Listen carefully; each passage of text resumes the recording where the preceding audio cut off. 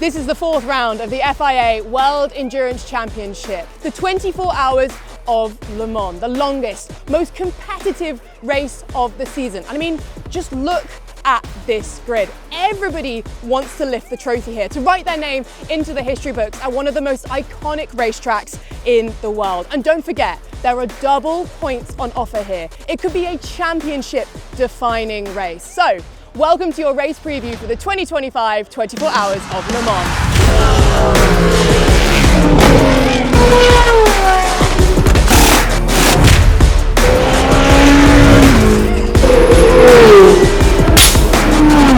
And I'm delighted to be joined by our resident WEC expert, Sam Smith. And Sam, I've used just about every superlative under the sun to describe Le Mans, but what does Le Mans mean nowadays to you? Well, I thought we'd run out of superlatives, to be honest with you, Alexa, last season, but you can go into cliches about what this means. It is the biggest endurance race of the season, but counterintuitively, it's a flat-out sprint. It's absolutely from the tricolour flying, which will be Roger Federer, of course. Let's hope there's no tie breaks this year, until the checkered flag. It is just a flat-out sprint. There is no margin for error. The teams have to be absolutely on point in the pit stops. So it's about perfection, but it is an absolute flat-out sprint now. And actually, don't forget that every single session of Le Mans is available to watch live on FIAWEC.tv from Wednesday, so make sure you're tuning in. And first things first, let's reflect a little on last year, but also the season so far. Because ultimately, it's been a story of Ferrari dominance. Ferrari have won every Le Mans they've entered in the Hypercar era, and they've won every WEC race this season. So the question kind of stands, who can beat them? Are they the favourites? That's the big question. There is a consensus in the paddock that they probably are. They're going for that hat-trick, which would be an incredible story for them to do, 3 out of 3 with this fabulous 499p. I actually think from what we saw from the test day, that possibly themselves and Toyota, if anything, are kind of joint favourites for this. We know the Ferrari works fantastically well around here. They've got the momentum. The longevity that they have on the tyres is where they've really picked up from the last 2 seasons, and they look super strong. I think it's going to take a big effort from particularly Toyota on pace from what we saw. If the conditions are dry, I expect actually another group behind them, probably consisting of Caddy, BMW, potentially Alpine, and Porsche maybe, to really push them all the way. Well, you touched on Toyota there, and actually that's the team I want to talk about next, because they were the first ever manufacturer to enter this era, the hypercar era of the WEC, and they have such a prowess, such a history at Le Mans. What needs to change this year for them to be able to retake that title from Ferrari? Yeah, I mean, they've proved actually this season, I think, that they have got the power to actually overturn the general pace of the car. Operationally, they've been superb. That 4th place that the number 8 got at Spa was, I think, one of the performances of the last few years for the package that they had, which was actually probably the 4th or 5th strongest package on that field on that day. So we know they've got the operational excellence. We know they've got the car. From what we saw at the test day, they've got the pace, because they were over a second quicker than they'd been last season as well. And you know, it'd be a fantastic story going for a 6th Le Mans victory. Sebastian Buemi is going for his 5th. If they can tick that off, it'd be fantastic. And the crowd are going to have so much to enjoy about Toyota's attack this year, because they've got 2 liveries to look forward to, haven't they? I wanted to ask you a little bit about that red livery on the number 7, is that correct? Correct. We got the number 7 and the number 8. Number 7 has got the famous red livery from 1998, which ran in 98 and 99. Ukyo Katayama almost won that race, but had a puncture within an hour, I think, of the finish. And the reason why they've got that livery is because it's the 40th anniversary of Toyota first racing here at Le Mans. Fantastic story, and actually a nice link from 85 to now is that Satoru Nakajima was one of the drivers there, and of course Kazuki Nakajima is part of that team. So a nice little top and tail of Toyota's history here. And actually, before we go any further, I realised, speaking of different coloured liveries, how could I forget to talk about the yellow Ferrari, the number 83, that has so much been challenging the factory Ferraris this season. Robert Kubica has got a little bit of history with Le Mans, and surely some history and some stories that he'd like to rewrite and correct this year. Yeah, it was tough last year, wasn't it? They were quick, you know, a nice wash of yellow at the front of the field. Robert was super quick. We know how fast he is. We know the pace that he has. His inherent skill was fantastic. But it kind of crossed over a bit, didn't it, last season? That controversial clash on the Mulsanne straight, took out Dries Vanthoor in the BMW, and the penalty did affect that car, and then they had a problem later on in the race after getting themselves back into contention. I think the 83 has got every chance, and it topped the first session in the test day as well. So yeah, watch out for the wash of yellow coming across for Ferrari as well this season. Good. I'm glad we ticked them off. Now let's move on to Porsche. Last year's Drivers' World Champions, but this season just hasn't quite felt like anything's clicked into place. They come into Le Mans with 3 cars. Can you tell us a little bit about where they stand, Sam? Yes, we've got 4 cars in total, haven't we? We've got the Proton car as well. Oh, you got me there. So True. we've got an addition with the number 4 car, which is Pascal Wehrlein, yes, Nick Tandy and Felipe Nasser. 2 of those drivers, Felipe Nasser and Nick Tandy, going for an unparalleled and unique unofficial triple crown with Sebring and Daytona. That would be an amazing story if they would do that. They haven't actually shared a car together yet, so there's a few question marks on whether they can get in amongst the leaders. It'll be interesting. I think Porsche could be, it sounds ridiculous to say, but could be a dark horse to infiltrate that Toyota and Ferrari at the front, that battle at the front. What I would say as well is, a 20th win for Porsche potentially here would be a huge story. And the 963 has proved, obviously last season winning the championship, that it is quick. It's been in that mix at Le Mans for the last 2 seasons, but hasn't quite got the full result that I think that they really deserved. And speaking of teams that deserve results, and certainly a manufacturer, it's Cadillac. And I have a funny feeling coming into this year about Cadillac, and maybe I'm just an odds person, because there are 4 different caddies on the grid this year, 4 of 19. The odds for a good result are pretty good, Sam. Well, we know the caddy works well around here. The Dallara chassis which it uses is pretty adept at this circuit. Yeah, they've doubled up, haven't they? We've got the Whelan entry with some good young drivers with Frederick Vesti and Felipe Drugovich and Jack Aitken as well. We've also got the Wayne Taylor Racing, first time that Wayne Taylor Racing, a stalwart and a storied stalwart of IMSA racing, has come to Le Mans with the Taylor brothers and Philippe Albuquerque as well. So really strong lineups across the board. I think we didn't quite see their pace in the test day, but I think that car has got the real capacity and capability to challenge at the front as well. And a storyline I would love to have for our French fans this year, a home fairy tale, Alpine and Peugeot. A real mixed run of results for both cars this year, some success, some struggles. Where do you think they both stand as we come into this race? I think certainly Alpine, from what we saw at the test day with that 4th quickest time and the momentum they got from Spa where they led for a good tranche of that race, I think they come in good at the right time. And I think that package, quite slippery on the straights, and 36 car of Frederick Makovici, Jules Gounon and of course Mick Schumacher, I think they just seem to be a real force with that car that they have with the A424, and they've got a massive amount of home support this season, and it's the 70th anniversary of Alpine's existence as well. They won in 1978, of course, famously with Didier Pironi and Jean-Pierre Jussard, so they've got a nice heritage, but I think for this race they could be a real threat. Peugeot, bit more of a difficult story. Peugeot had a difficult test day, bit of a struggle across the board there. They'll be looking for a finish, and look, we can occasionally get races of attrition, and Peugeot have proved that when they get an opportunity, they can actually get there and get a decent result. They've got a podium, they've had some strong performances in recent races, so you never know, they could be a surprise package. And briefly, I just want to touch on BMW as well, the WRT team. How do they look coming into this one? They look pretty good. I mean, I think they're the one manufacturer, the one brand that people aren't quite certain about. We saw last year that they had the pace. Dries Vanthoor was amazingly quick last season. The 15 and 20 cars have had sort of differing results. Spa was difficult for the 15 because they had a sort of tyre disadvantage because they were using the soft tyres. But as we saw with the 20 car with Robin Freins and René Rast, who were there as a pair, of course, and joined now by their 3rd driver with Sheldon van der Linde, who's back, and Dries Vanthoor's back in that mould as well.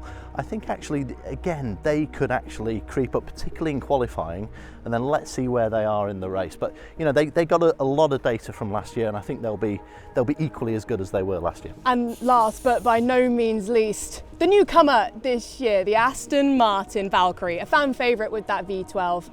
I think we just need to temper expectations for this one. There's a lot to be learned from their first race of this length. Yeah, I mean, first Le Mans is not an easy thing to get through. I think what they've learnt in the first 3 races of the season will sort of galvanise the team into trying to get a finish here. We actually saw in the test day they made some improvements on pace. They were quicker than the Persians, so you never quite know. They're going to have a massive support, of course, from the British contingent. They race under an American flag, of course, with the Heart of Racing squad, but there will be a lot of Brits here supporting them. And look, you know, the 007, the 009. How fun is the 007, by the way? A little bit of Secret Service stuff going on there, of course, and the fans really do appreciate that sort of assimilation to the James Bond legend as well. But I think Aston, they are certainly going to be among the fan favourites just for the noise that they create around that project. And there's a reason I've got us to pause here, Sam, because, well, these cars don't look so familiar to the WEC these days. Welcome back, LMP2. Can you kind of explain to us maybe why they're here? They're all friends, aren't they? They're here because they're great. 22nd year of LMP2. Can you believe it's the longest rule set of any era? They're just fantastic stalwarts of the Le Mans 24 Hours and were of the WEC.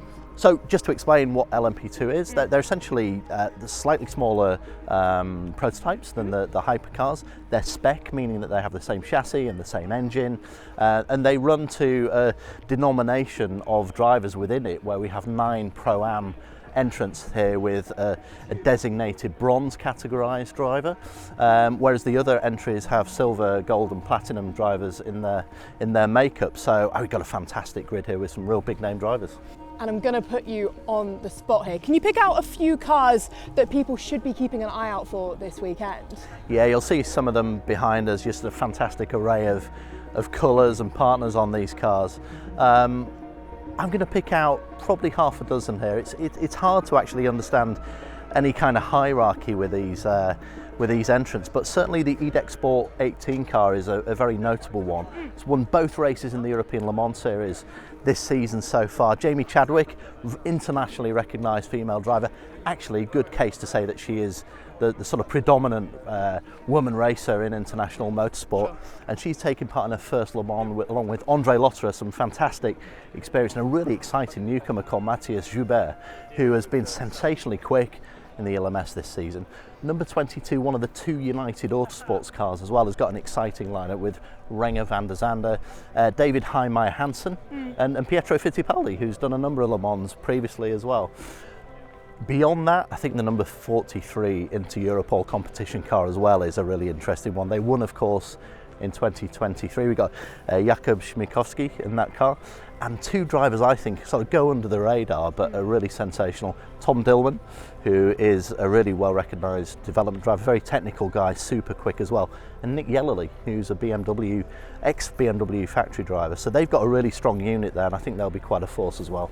And as we move on from LMP2, I realise we might have done this the wrong way round because we're about to start walking through our hypercars, but we're going to talk about LMGT3, which I think has been a real roller coaster this year. 3 different winners from 3 different races. It's really hard to call who's going to be coming out on top at this weekend. I think we've done it the right way around actually, because once the traffic gets mixed up, it's all traffic and you don't know kind of which class is which, and everyone's overtaking each other, which is part of the beauty of Le Mans. But yeah, I mean, LMGT3 is going to be super close again. I mean, we've seen 3 different winners from 3 first races of the FIA WEC this season, and it just is too close to call. I mean, the hypercar and the LMP2 is going to be extremely close. But looking at Ferrari, I think that they obviously have the momentum from what we saw in Spa with the 21 winning. I think the extra cars could be quite interesting as well. I'm really looking forward to seeing Lilou Wadou, who won the last European Le Mans Series race at Spa. So many Ferraris here, I've just realised. Zigo Sport have got an entry, which isn't a name that many people know, but Eddie Cheever Jr. is in that car, which is an interesting story. So lots of different threads throughout that. But I think that the Porsche, they've got Manthey have brought an extra car as well. Obviously, they're defending their crown in LMGT3. They were the first winners of that crown at Le Mans last season. So yeah, I think there's plenty to look at, but ultimately, it could well be that it's a Porsche Ferrari fight between them, which is a classic staple of Le Mans, the good old isn't days. Well, we've done Porsche, we've done Ferrari. I want to do Corvette next. Our current WEC Championship leaders with the 33 TF Sport. Ben Keating's got a few ghosts around here. He's had a lot of success, a few ghosts. How are we going on for this one? That 33 car looks super strong. I've been really impressed with Johnny Edgar, who's done a fantastic job. Daniel Juncadella, of course, we know about his pace and his poise and his experience and the way that he manages the traffic as well. They started the season off fantastically. Corvette will be a feature here. And the sister car, of course, the TF Sport Corvette with Charlie Eastwood amongst that squad as well. They'll be worth watching. So, yeah, I think, there could be the American anthem and the British anthem as well, obviously through TF Sport playing on Sunday afternoon. And from there, Sam, the LMGT3 class is so competitive. I'm not actually sure who to go to next. You're looking at the likes of Akodis and Lexus, who've just come out of nowhere this year and have made such huge steps. Ford and the Mustang, who got their podium here last year. But the one that I think I want to ask you about, we saw them and we walked past them earlier, the BMW, perhaps the 46, the WRT car. Yeah, obviously a fan favourite, Valentino Rossi, second Le Mans. I think, he's shown, it's really difficult for him last season, of course, showed well, but Ahmed Al-Hati had that unfortunate incident. I know Ahmed, and he will be really trying to erase that and come out with the results. So BMW are definitely going to feature, I think, probably with 46, I think he's strong, 31, of course. Don't forget that Yasser Shaheen is in that car, and he won here last season, so he's going for a back-to-back. And last but by no means least, I want to pick out the two British manufacturers down there, McLaren and Aston. I'm not sure who's my favourite between them, but again, they've just had such good pace this year. Yeah, they've been there or thereabouts. I mean, McLaren's interesting, 30 years on, of course, from them winning that race in 1995. I think got a chance. I think the 59 is going to be a different livery with the Meningitis Society, which is going to be sponsoring that car. Super nice. Also interesting, I think, is the 27. Mattia Drudi's been super impressive this season. I could see that 27 car coming on, and of course the Racing Le Mans car as well. It's his first Le Mans with Eduardo Barrichello. But let's not forget as well, Alex, a very quick mention for Akodis ASP, because they've been super quick this year. Podium, pole position, we know what the next milestone is, don't we? And a great story in it, Jack Hawksworth, the second Le Mans that he's been a super sub. What a story that would be if Ben Barnicoat's replacement was able to get a great result this weekend. Is that a hint for what your predictions might be? Drum roll, predictions, Let's take LMGT3 first. Sure. LMGT3, am I going to go with the aforementioned number 27 Heart of Racing, Aston Martin? Wouldn't it be fantastic? What a great story. Ended the race on their heads last year with that Daniel Mancinelli shunt at Indianapolis. I just got a feeling that they're going to be over 24 hours super strong, so I'm going to go for 27. And of course, we do have to do an LMP2 prediction for this weekend as well. We do, and you're really testing me on this one. I mentioned them before. I think into Europol competition with that 43 car, Nick Yellerly, Jakub Schmikowski and Tom Dillman. There's just something about that car. 2 wins out of 3 seasons for that team, for the Polish team. I think that would be a great story, but they're going to have to earn it. I mean, it's going to be super, super close. And Hypercar? Hypercar, overall winners, yeah, tough one. Almost too close to call. I think ultimately it's going to be one of Toyota or Ferrari. I'm actually going to go for the special livery fairy tale of number 7. It would and be that cool. would be that car's second victory at Le Mans, and it would be, of course, Toyota's 6 in total. So I think that they could do it, and it'd be a great story as well for Mike Conway, who's back after missing the race last season as well. Yeah, and just as we're stood here now, Sam, just taking a moment to look at this fantastic grid of cars, feeling very lucky to see all of these racing here this year, but there is potential for some more news about next year this week as well, no? There is indeed. We've mentioned one already, haven't we? McLaren. We believe on the radar that this weekend, this Friday before the race starts, that McLaren will give more details about their already mentioned plans for Hypercar, and Ford as well are going to give some more details about what's happening there. I think who's leading that in terms of the team principals, and also just a bit more detail about where they're going to come from. They're joining this fabulous party, and can you imagine what superlatives are we going to come out with next year? We're already run out, man. We're done for. And in 2027, and don't forget Genesis are going to be coming as well. So we've got 3 fantastic new brands adding to all the ones that are already here. I just cannot wait for this week to get underway. We are going to have, I think, one of the all-time races this year. We've got a stacked grid, brilliant competition. It's going to be mega. Sam, thank you so much for joining us, and thank you too. Don't forget, you can watch every session this week live on FIAWEC.tv. This is the one they all want to win. This is the 24 Hours of Le Mans.